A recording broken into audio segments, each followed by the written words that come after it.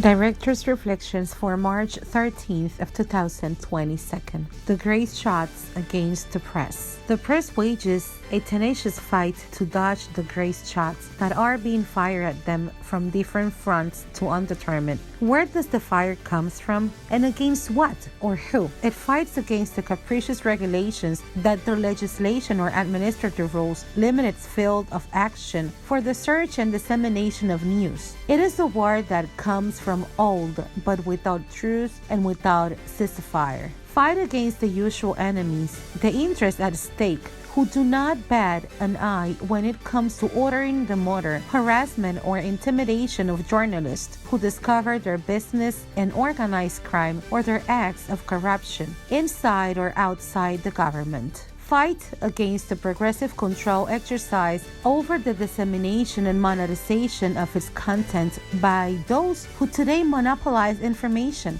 the technological giants of social networks, even cornering the spaces won by the freedom of expression of individuals. Fight against the growing and accelerating trend among users to prefer digital platforms from their electronic, mobile, or desktop devices, which has been drastically reducing the number of readers or subscribers of the printed newspaper. It fights intrinsically to stay alive as a news and advertising sales platform, even when its greatest investments must be directed to digital strengthening, which is the basis of the future. Fight against the relentless campaign of politicians and enemies of freedom of the press and expression to discredit its role in society, despite the fact that it has been a paradigm of truth and democracy.